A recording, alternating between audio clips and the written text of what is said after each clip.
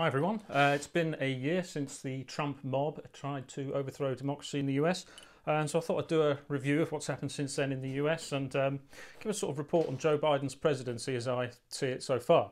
Probably best I pop my coffee down because I might get a bit animated about how I feel about Joe Biden's presidency. So first, the positives. Getting out of Afghanistan, that's definitely in the good column. That war was a mess. It had gone on 20 years, America's longest war, and it achieved very little. And it was a lot of money towards the military-industrial complex in the US. So obviously the war hawks and the Boeing and Raytheon and these companies wanted the war to continue, but American families didn't. They wanted people back and they want an end to these endless wars. And I certainly agree with that and us following along in America's foreign policy. It was an amazing statistic. I won't talk about Afghanistan too much because there's other people who know far more about it than I do. But I would recommend the documentary Bitter Lake by Adam Curtis, which fantastically shows just the history of Afghanistan, how we've interfered in that country for far too long, and certainly the British, but even before the US was there, a long time before. But there was this amazing statistic a few years ago about how 95% of Afghans had not heard of 9/11. They simply didn't know why the US were there. It was just another foreign power meddling in their country, So a lot of the time these people, when they were using us to settle regional disputes, a lot of the time someone would come along, they're having a problem with a warlord over another section, and they would say, oh, he's Taliban, so the US would go and attack him. And then the next day they would come along and go, that guy over there, he's Taliban. Essentially, Taliban was whoever was shooting at them. They labelled Taliban. But in Afghanistan, a lot of it is just regional. It's regional warlords. A lot of them don't have this idea of Afghanistan as a unified state. And we can't just go around imposing democracy on people and expecting that they're just going to take it up and do it like the West does. That was never going to work. And that's why they were there for 20 years and the Taliban took over Afghanistan in, 10 days? And a lot of the time there wasn't even a bullet fired in these areas. The Taliban had already done deals with these regional elders in these communities, and they simply walked in and took over. So it was a complete disaster. And you'd hope that, and the US has learned, but I hope the public pressure will be now far greater when they next talk about going to war. And probably Iran and China are the people who they've got in their sights next. But anyway, that was a plus. Joe Biden ended that conflict, and not a moment too soon, because it was a disaster. So another plus is climate change. Biden re-entered the Paris Agreement, brought the US back into it. So at least he acknowledges climate change is real. He's certainly dealing with it better than Trump. But Trump claimed on Twitter a few years ago that he thought global warming was a hoax made up by the Chinese. So to do better than him on climate is a very low bar to clear. So, but at least he acknowledges the seriousness of it, and he is making moves to reduce emissions. Nowhere near enough. No, not going anywhere near what is needed. The actions that should be taken by the world's largest emitter. But there are some steps in the right direction. So we have to acknowledge that's a plus in Biden's column. Because a lot of the rest of what I'm going to report, there's not much else positive to say about his presidency so far. So in the negative column, and this is a far longer one, Biden has failed to pass much in the means of legislation. This Build Back Better bill to give Americans things that we take for granted, Europeans take for granted. I mean, a lot of Europeans wouldn't believe that in the US there is no paid right to leave. There is no statutory right to have paid leave from your employer. There is no statutory right to maternity leave. I mean, most Europeans just wouldn't believe this. Like, how do people raise children? How do they not go mad in their jobs knowing that they can't have a holiday? It depends on the generosity of your employer as to whether you get any holiday in your company. There is no law saying you deserve any. I mean, it's mind-boggling. But the US still doesn't have that. And you have senators, as I said to friends when Biden was sworn in, I said the two senators that are going to be the biggest obstacles are Senators Kyrsten Sinema of Arizona and Joe Manchin of West Virginia. And these two individuals have proved to be complete roadblocks to any progress. They're Democrats, but they vote against the Democratic agenda. And Joe Manchin, he claims to be representing West Virginia, which is a Republican state, even though he's a Democratic Senate representative there, but it is overwhelmingly a Republican voting state. But these policies, in policy after policy, do you want maternity leave? Do you want paid leave? Do you want lower prescription drug prices? Of course they do. All people want this stuff. This is popular in West Virginia, even as a Republican state. But Joe Manchin doesn't work for the people of West Virginia. He works for his donors. He works for the moneyed and for the elite, and he takes campaign contributions. And this is the biggest problem with US politics, is that it is essentially corrupted by money. Campaign contributions are legalised bribery, and it is a system that the US has encouraged, with lobbyists who stalk the halls of power and influence senators to make policies that benefit the rich and corporations. And the corporate takeover of the US it's not far off done now, really. The only people who fight against that tide are the wing of the Democrats known as the progressives, who don't take corporate money, who are not bribed and are not controllable and influenced by these corporations.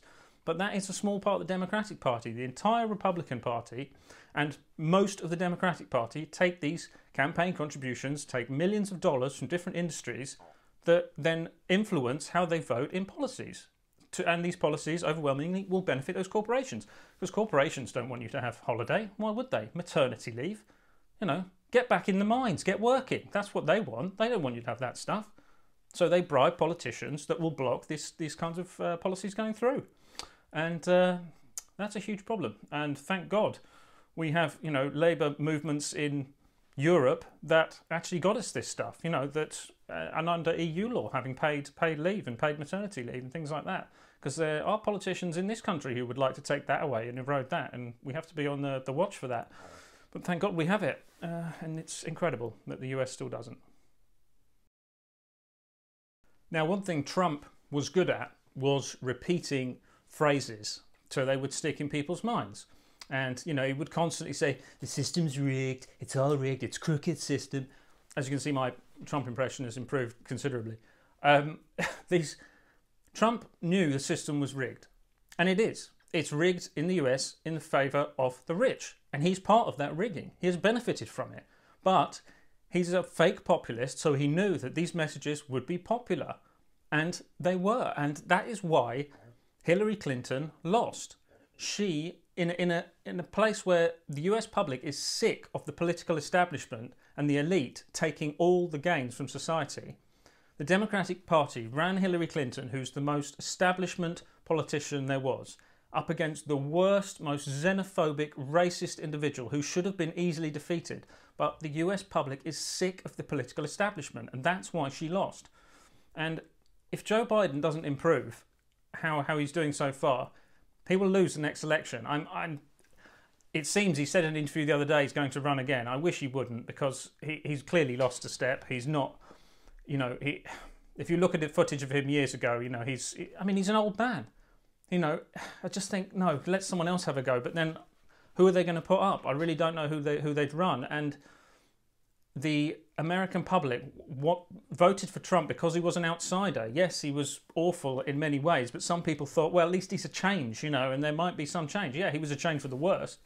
And don't get me wrong, it would be hideous if he was elected again. But if he runs again, the way Biden's polling at the moment, he could come back in. And this time he might end democracy properly. It was sort of a trial run last time, but he might succeed next time. So one thing Joe Biden has failed to do is ensure voting rights. And there are many states now where they've put in laws to say that if they feel there are irregularities in the voting process, they will simply vote their own electors. So that will mean a state, say Georgia, that votes Democrat, but the Republican-controlled legislature will suddenly declare, well, we think there was irregularities, so we're just going to give it to the Republican Party. And essentially ignore democracy. And state after state, Republican states are putting these laws on the books. And the fact that, again, if the Democratic Party can't protect democracy and essentially their own survival, they deserve to lose, really. But the US public will lose democracy. And once it's gone for good. And I just do not see the sense of urgency among these Democratic establishment politicians like Chuck Schumer, who's the head of the majority leader in the Senate. I mean, in an interview the other day with Joy Reid, he seemed to forget the senators' names. I mean, you know, really senior senators like Tim Kaine, who ran as vice president with Hillary Clinton, he forgot his name. We have a group of 3 senators who's constantly talking to them, Angus King, John Tester, and the senator from Virginia as well. I mean, he's another old guy who's just set in his ways, and they need to clear out the leadership of the Democratic Party because they are useless. And as much as the Republican Party is evil, the Democratic opposition is feckless and weak and rubbish. And it's an embarrassment. And, you know, as much as, okay, this is the US, it's not the UK, but if Trump gets back into power, forget anything on climate change. I mean, it'll be back to pumping crap into the air and into the sea on steroids. And he's just an unstable figure. He's someone you shouldn't trust to run a bath, never mind have the codes to nuclear weapons. I mean, it's staggering, and the Democratic Party just needs a complete overhaul of its leadership because they are f***ing useless. So the QAnon movement is still growing in the US, and recently there was some footage on CNN of talking to Trump supporters about who they believe did the attack a year ago today on the Capitol. And people, you know, they'll say, well, I think it was the FBI in conjunction with Antifa. You know, I think they were part of it. I mean, so hang on. There were people wearing Trump T-shirts festooned with Trump flags, but yet they were part of the left and the anti-fascist movement, and they attacked the Capitol working with the FBI to undermine Trump, and now they're going to prison, some of them, declaring themselves still to be Trump supporters, but they're part of the left, and they're going to serve time for a president they didn't want to continue to rule. I mean, the contortions they have to make to have any of this make sense, you know, the mental sort of gymnastics they have to do is quite staggering. But roughly 1 in 6 Americans believe some or all of the QAnon conspiracy theory, and that there is a satanic cabal of Democratic politicians who practice child sacrifice in tunnels under the US. I mean, it boggles the mind, but 1 in 6 Americans believe some or all of that conspiracy theory. Recently they went to Dallas and they wanted to see the resurrection of JFK Jr., and many of them camped there for weeks. I think there might be some of them still there. These people, there's a significant swathe of the US public that has simply lost its mind, and these people are not recoverable. So the Democrats and the establishment has to appeal to the sane part of America, and sadly that's it's still a majority, but it's not the majority it should be. That the amount of people who believe this nonsense it's frightening, honestly. Another policy I saw recently that was in Oklahoma. A state senator has suggested banning books, and a parent can go to their school library, and if they object to any book in writing, it has to be removed within 30 days. I mean, you extend this policy and you think about, well, okay, so I could just go along to the library, and over the space of a few days or a few weeks, depending on the size of the library, I could take down the name of every book and say in writing, I object to it. They've got to remove all the books, you know, close the library. I mean, it's this insane. But this is a state senator who wanted parents to report on any books that have anything to do with sexual identity or gender identity. I mean, these states are going backwards. They want their people to be dumber, you know. It's staggering. And I think there was another party that did, I can't remember when it was, but they did book burnings, I think, I seem to remember. Yeah, that's what sort of party did that? But the US is not far off that now. I don't really think most people can believe or want to believe, because it's not a positive thing to think about, but just because Trump is no longer in power, the US could easily slide into fascism. There was a Canadian science professor who wrote a piece about it recently, and how Canada needs to prepare for such an eventuality. And if Joe Biden doesn't get his act together and start ensuring voting rights, ensuring democracy, then he's going to lose it. For me, he's asleep at the wheel. He's not the person you need in this moment, and the Democratic leadership is failing the people abysmally. So if I was going to give a rating of Biden's presidency so far, it's a D-, and that's being generous. Yes, Trump was an F, so it's an improvement on Trump, but you're talking about the worst leader in the history of the United States, probably along with George Bush as well, but oh, it's not good. So, yeah, get your shit together, Biden, because otherwise you are failing the people who voted for you, and you're failing the American public and the international community. So get your shit together.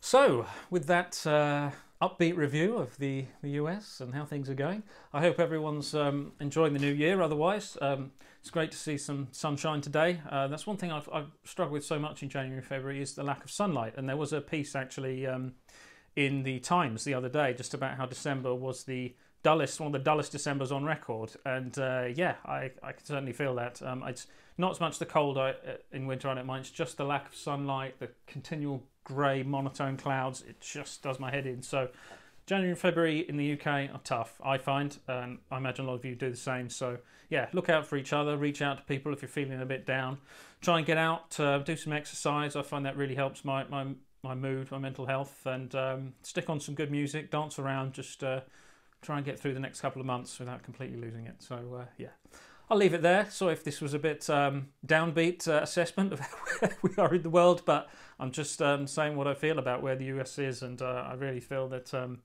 year on, I don't think the establishment has learnt much, and if they don't start changing their ways, we could see a repeat of those hideous scenes at the US Capitol. But anyway, have a good day, everyone, and yeah, take care.